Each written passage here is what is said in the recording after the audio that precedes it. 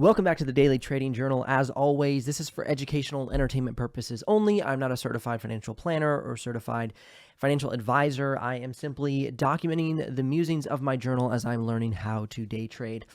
As always, trading in the market is very risky. Don't use money that you're not willing to lose. And with that disclaimer out of the way, let's get into the Daily Trading Journal. Now, today was a really good trading day for a couple of reasons. First and foremost, right off of the open, I identified the trade I wanted to make, the plan I had, and I initiated that trade. Okay, so that trade sent a nice, strong 10% profit right off of the day. And then from there, I wanted to play either a bull flag or an ABCD pattern. Those are pretty similar chart patterns that are recognizable in order to make that second cut up on the profit for the play. So what happened here is, if you can see here on the side, we had that initial move up, traded that pretty well from 41 to 45 cents, had a slight pullback, some movement up again, slight pullback, some movement up again. And then this is where I finally found that pullback right here. It pulled back to 47 cents. And then ripped up to 54, made a quick sell at 54. Super happy with that. Here's where I went wrong. Here's where I started to, the wheels started to come off in my mental faculties. Okay, so right now I'm really working through the emotional and the mental game of trading. I'm working through the fear of missing out. I'm working through the fear of loss. I'm working through the overwhelm when a trade is moving so quickly in the moment. And I was recently having a conversation with a fellow, I guess you'd call him a mentor of sorts, and he was just giving me the hardest time and the most critical view of day trading. You know, his thought was all day traders lose. There's a very small percentage that do win. Okay, not all. Most day traders lose. There's a few percentage that win, and everybody else, basically pays them in the market. And so I had to defend my position and really hunker down on what I believe and how I'm going to overcome those very, very obvious challenges of being a successful day trader. Number one for me, I'm seeing is FOMO, fear of missing out as the trade is moving up, and starting to play those up moves. And what happens when I play the up moves? Let me show you a pattern happening right now. Let's go to DGBI. See what we got here on DGBI. All right, so as you can see here on DBGI, I traded DBGI after I had been trading WEBV. And what I was doing is I would trade the ups, and then I would get freaked out, and I'd sell the pullback. And then I'd trade the up, and then I'd sell the pullback. And I'd trade up and sell the pullback. And so I'm simply just chipping away at my profits. As you can see, a negative $2 in P&L here. My best P&L on the day, I was up $8.40, and I ended the day at, I think, $3.65 or so P&L. So my initial move on WEBV, sorry, I didn't show you that chart pattern. But anyway, it's going to be a pain in the butt to get back to the chart pattern. Anyway, my initial move on WEBV was very good, right? Had in good share size, took those big profits. And I think for the time being, what I need to do is really focus on an initial move within the first 30 minutes of, maybe even the first 15 minutes of market open. That's where I see my best performance. And then, of course, DBGI, gosh, I can barely say it, is still moving up on the day. I started playing around with DBGI at probably around the, let's see here, it was probably in this range. Right down here, probably the 475. So if I just held on to it, I'd be up, 20 cents right now. But again, I think that is my biggest weak point. My biggest weakness is buying the move up, the tap trap, as I like to call it, or the shooting star, and then it pulls back and I get spit out. And so for me, I really have to focus on how to thoughtfully not get caught in that trap, how I can hold through, because you can see right here, DBGI is continuing to move up and move up with good strength and good volume. Obviously this candle isn't the most, but as you can see here, we have good volume throughout this pattern. Forgive me for this specific setup. I got a new laptop and have yet to kind of optimize it to where my old setup was, so it looks a little odd right now. Let's go to the 1 minute candle. So you can see on this 1 minute candle, we had a 5 minute tap on the high, a nice pullback, and this is doing perfect like micro pullbacks. And so this would be a really good one to trade. However, I became so emotionally charged by wanting to prove that I can continue to move up, continue to take profits. That reason started to elude me. So I closed down the account, kept my small profit for the day. My goal is to be green on the day. I'm up 12% on the day. And so for me, that's a win. That is where I win. And so what actually makes me frustrated about my trading is that I didn't hold tight to what I said I was going to do. I have specific rules here, and they were followed very well for the first probably 10 minutes of market. And then from there, it's like, okay, now I'm going to win. I'm going to prove that I am capable of being a good trader. And then of course, that isn't proving anything to anybody because I'm the only one in the room.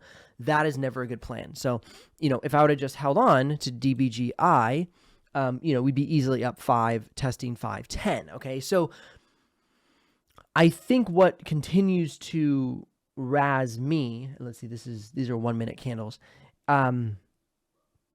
is that I have good plans. I have good focus in mind, and I'm working now through the process of cutting out the enemy, so to speak. I'm reading the Daily Trading Coach, and he's saying old patterns, old habits, old feelings, old reasonings to have to prove yourself are the enemy, and you have to cut out the enemy aggressively. You have to announce him. You have to push forward, and you cannot allow the emotions to be controlling the situation. Emotions are going to be in the situation. Emotions are a good, useful thing.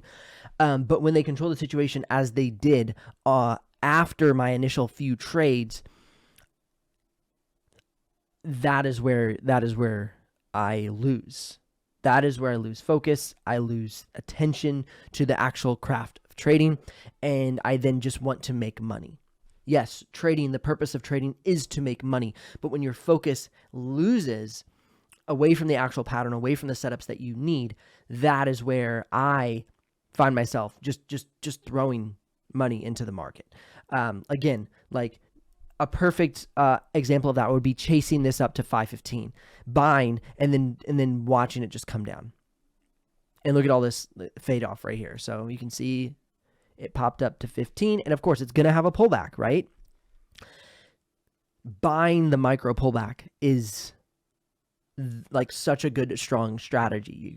You can ride these really clean 477. You could have easily had up to 410. 510. And so that is something that I really want to be focusing on.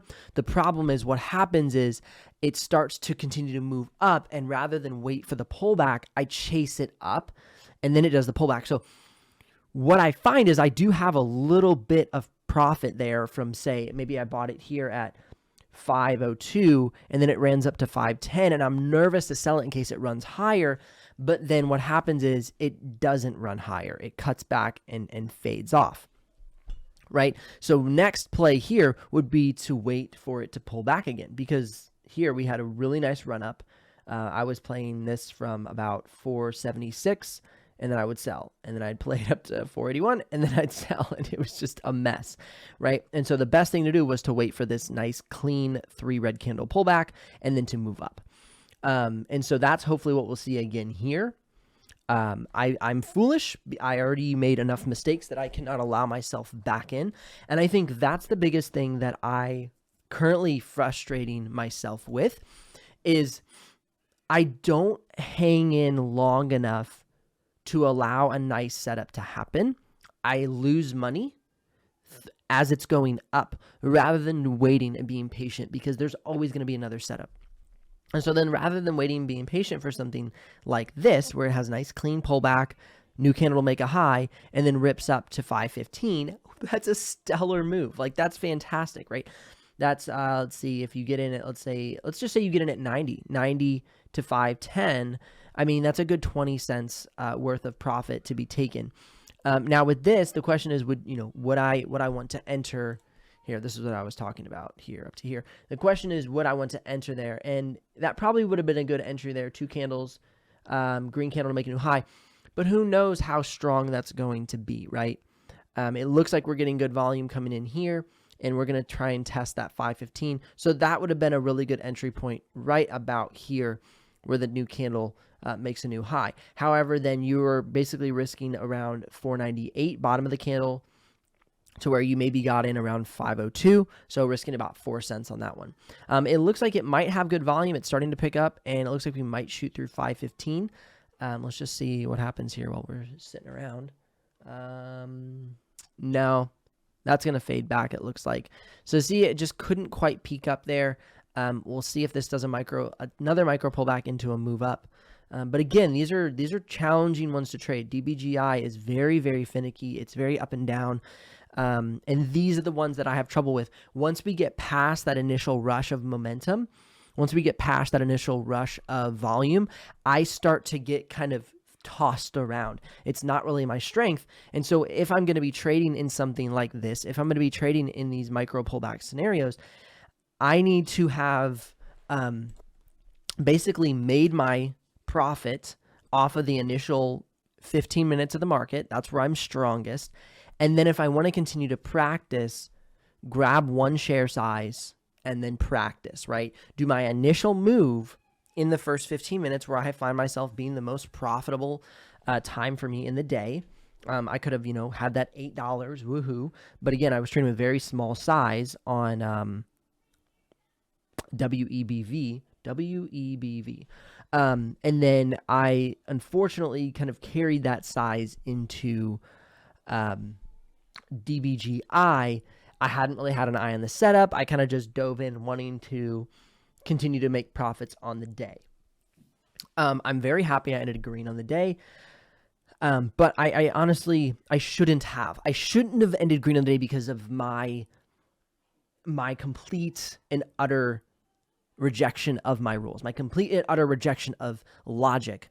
And again, this is something that I'm working through. This feels terrible, even though I'm green on the day. And it was only because I followed my rule of sizing down. If I wouldn't have sized down, I would absolutely be red on the day. So I'm glad more than anything I followed the sizing down rule. That is a victory. However, I'm very perturbed at myself for not following the pattern. Okay, so here we go. We got a 3-candle pullback. Let's see what we have going on here. Big pullback down to 487. The low was 477 of the last pullback. Let's see where we're at. We're at 482. And we'll see if this does 3-candle pullback into testing a new high. I don't know. It looks like we still have relatively good volume compared to what we've had throughout the day. It's still holding pretty strong.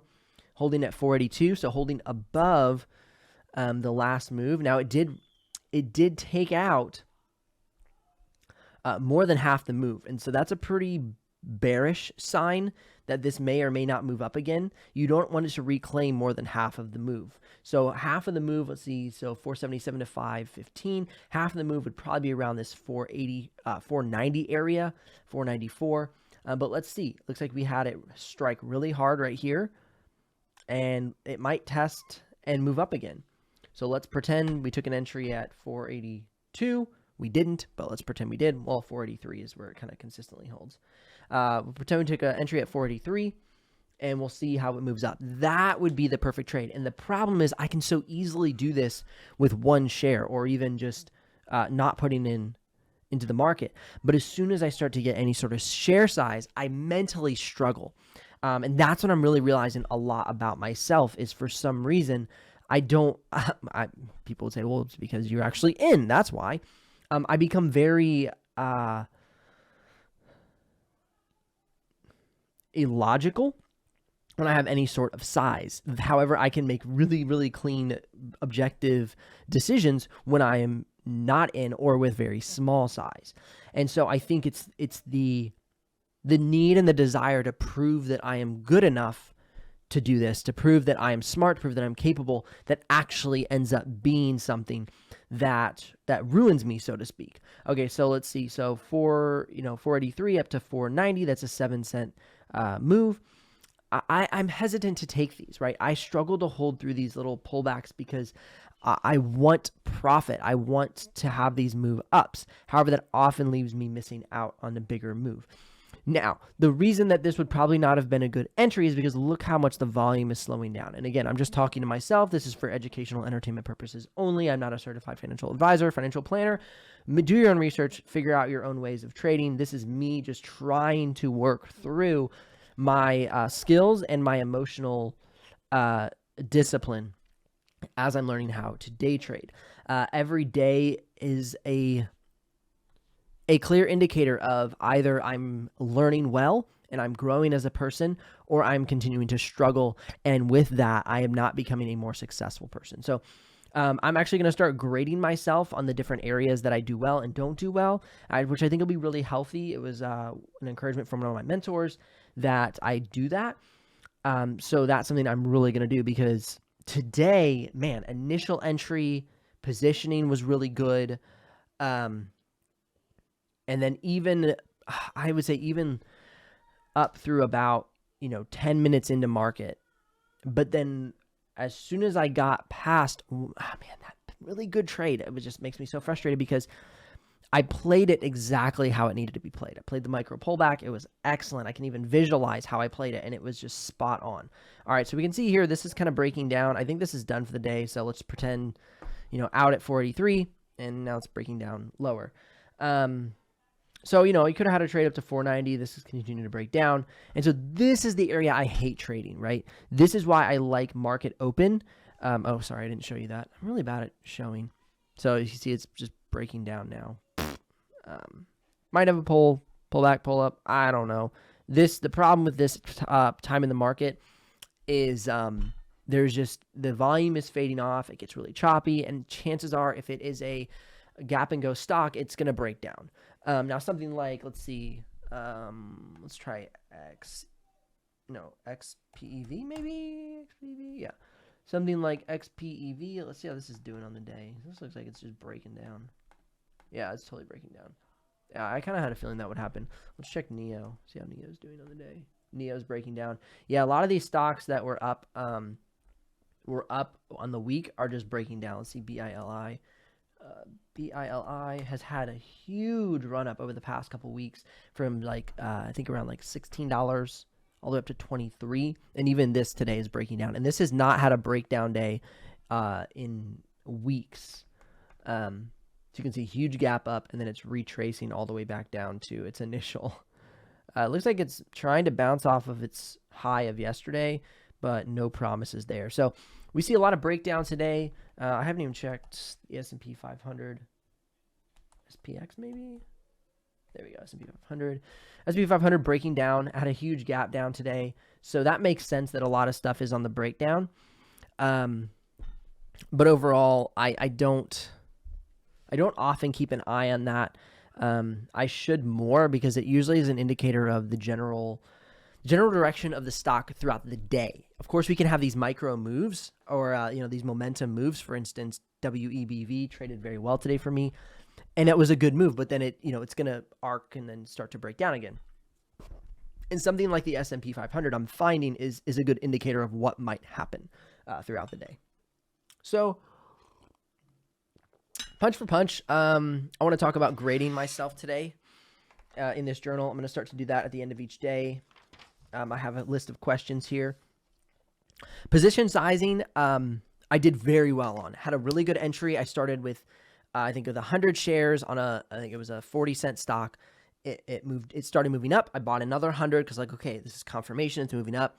It move, and then sold. Okay, on the cutback, I entered with a 375, if I'm not mistaken, 375 shares, which was an excellent re-entry.